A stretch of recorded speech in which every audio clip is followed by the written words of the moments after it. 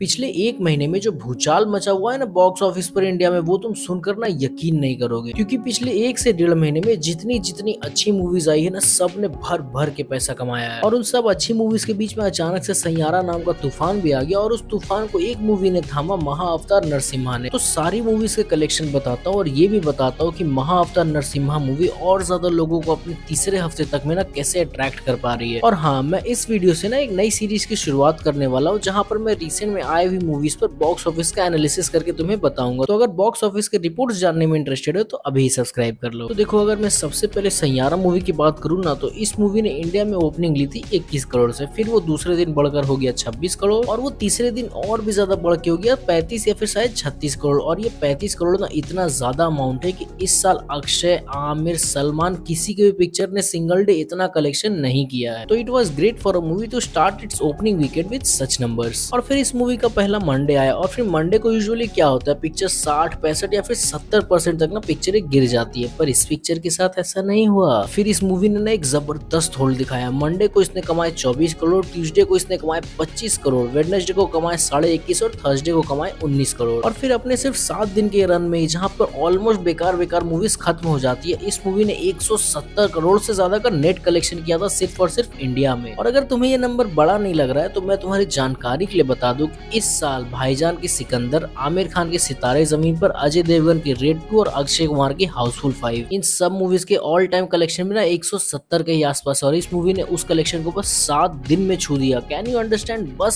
7 दिन में। फिर भी इस पिक्चर ने ना दम नहीं तोड़ा, और ये पैसे कमाते गए। फिर इसका सेकंड सैटरडे संडे आया, तो उसमें इसने 24 और लगभग 30 करोड़ रुपए कमाए थे। फिर ये पिक्चर चलते गई, और ये जिस स्पीड से जा रही थी ना, सारे लोग स्पेकुलेट कर रहे थे कि ये पिक्चर लगभग 400 करोड़ के लगभग जाकर खत्म होगी। और अगर ये पिक्चर 400 करोड़ कमा लेती, तो फॉर योर काइंड इन्फॉर्मेशन मैं बस ये बता दूं कि अगर ये 400 करोड़ कमा लेती, तो आमिर खान की दंगल और पीके, रणवीर कपूर की संजू, ऋतिक रोशन की वॉर 2 और अपने भाईजान की बजरंगी भाईजान और टाइगर जिंदा, सबका ऑल टाइम रिकॉर्ड तोड़ देती। मतलब कैन यू इमेजिन कि एक नई पिक्चर डेब्यूटेंट के साथ आती है, और वो सारे बड़े स्टार्स की ऑल टाइम रिकॉर्ड को तोड़ने वाली होती है, जिसमें इनिशियली इसने अभी तक पीके और टाइगर जिंदा का रिकॉर्ड तोड़ दिया है। पर ये जिस स्पीड से पैसे कमा रही थी, उस पैसे कमाने पर ब्रेक लगा, और कहानी में एक महाअवतार नाम का ट्विस्ट आया, और जो किसी ने नहीं सोचा था वो हुआ, और सैयारा मूवी के कलेक्शन को रोका एक एनिमेटेड पिक्चर ने, which is none other than Mahavatar Narsimha. और अगर मैं आप लोगों को इस मूवी के डे 1 से कलेक्शन बताऊंगा ना, तो आप लोग सुन के यकीन नहीं करोगे कि भाई इतना ज्यादा जंप और इतने ज्यादा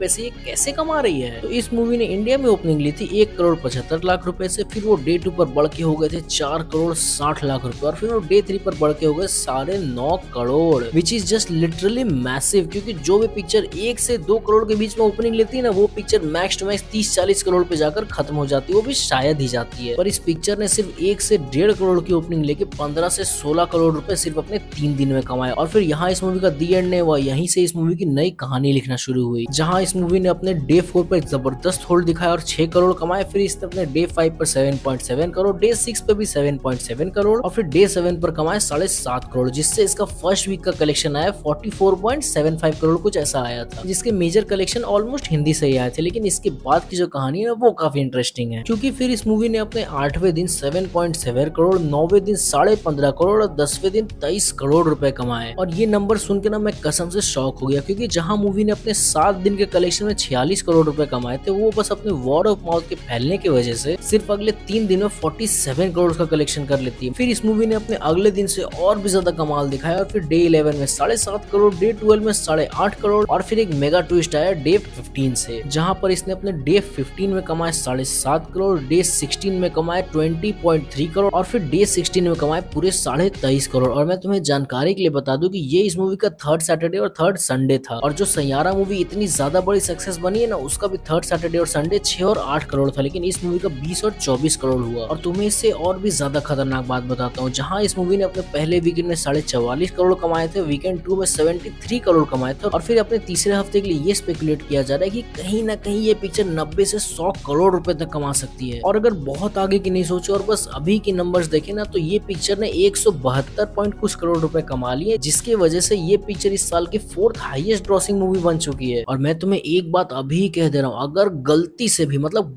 भी वॉर 2 या फिर कूली दोनों में से एक भी पिक्चर खराब निकली ना, तो ये पिक्चर रुकने नहीं वाली, ये पिक्चर और भी ज्यादा पैसे कमाती जाएगी। बाकी ये देख के मुझे काफी खुशी खुशी हो रही है कि एक अच्छी पिक्चर पैसे कमा रही है जिसे सबको देखना चाहिए। और जो मैंने आप लोगों को वीडियो के स्टार्टिंग में कहा था ना कि पिछले 1 महीने से पूरा बॉक्स ऑफिस हिला हुआ है, वो बॉक्स ऑफिस इंडियन मूवीज की वजह से नहीं हिला हुआ है, न वो हिला हुआ है हॉलीवुड मूवीज की वजह से। रुको समझाता हूँ। तो अगर सबसे पहले सुपरमैन मूवी की बात करें तो इस मूवी ने जो एक डिसेंट मूवी थी डीसी को अच्छा स्टार्ट दिया। इस मूवी ने इंडिया में 49 करोड़ कमाए हैं और ऐसा स्पेकुलेट किया जा रहा है कि ये पिक्चर 50 से 51 करोड़ तक में खत्म हो जाएगी। अब अगर बात करें फैंटास्टिक 4 मूवी की तो ये पिक्चर बहुत ही खराब परफॉर्म कर रही है, क्योंकि ये पिक्चर ने अभी तक मात्र 27 से 28 करोड़ रुपए कमाए और स्पेकुलेट किया जा रहा है कि शायद ही 31 करोड़ तक जाएगी। पता है इस मूवी के खराब परफॉर्म करने का रीजन? वो है F1 और जुरासिक वर्ल्ड। नहीं, मैं मजाक नहीं कर रहा हूँ, मैं सीरियस कह रहा हूँ। इसके बॉक्स ऑफिस पर फेलियर होने का रीजन सिर्फ जुरासिक वर्ल्ड और F1 है। बैठो समझाता हूँ आराम से। क्योंकि जुरासिक वर्ल्ड रीबर्थ ने ना इंडिया में 101 करोड़ रुपए कमा लिया और ये इस फ्रेंचाइज के लिए कोई नई बात नहीं है। इस फ्रेंचाइज की मूवी इंडिया में इतना कलेक्शन ऑलमोस्ट हमेशा कर ही लेती है। और असली शौक दिया F1 मूवी ने, क्योंकि बिना कोई फ्रेंचाइज के नाम पे, बिना कोई स्टूडियो के नाम पे इस पिक्चर ने इंडिया में 95 करोड़ रुपए कमा चुके हैं, which is just literally insane. और मुझे ये देखकर काफी ज्यादा खुशी हो रही है कि लोग आजकल ना अच्छी मूवीज को देखना पसंद कर रहे हैं। ऐसा नहीं कि कोई भी ले लियो पेचो मूवी को उठा के भरपेट कलेक्शन करवा दिया। हाँ अलग बात है बीच में कुछ सैयारा जैसा आ जाता है, उसको भी लोग देख ही लेते हैं, कुछ छपरी और कुछ डिद्दुटे आशिक लोग, लेकिन फिर भी। और अगर तुम्हें ये नंबर बड़ा नहीं लग रहा है तो तुम्हें एग्जाम्पल के लिए बता दूं कि अक्षय कुमार, अजय देवगन की कितनी सारी मूवीज है ना जो पिछले 2 से 3 साल में आई है, वो सब 20 करोड़ के अंदर खत्म हो गई है। तो बस तुम इस बात से अंदाजा लगा लो कि ये बिना फ्रेंचाइज वाली पिक्चर इतना पैसा कमा ली, तो ये बहुत बड़ी बात है इंडिया में। तो F1 चल रही थी जून से, फिर जुलाई में आपकी जुरासिक वर्ल्ड आ गई, फिर उसके बाद तुरंत आपकी ये सुपरमैन आ गई, उसके बाद फैंटास्टिक 4 आ गई। इसीलिए फैंटास्टिक 4 चल नहीं पाई क्योंकि बाकी सारी मूवी रगड़ के पैसा कमा रही थी। खैर अब जो हुआ हुआ। बाकी अगर आप लोगों को वीडियो पसंद आई है तो वीडियो को लाइक करो और चैनल को सब्सक्राइब करो, क्योंकि तुम्हारे लिए तो ऐसी वीडियोस आते रहते हैं यार। बाकी सब्सक्राइब करो, अगली बार नहीं मिलना है क्या?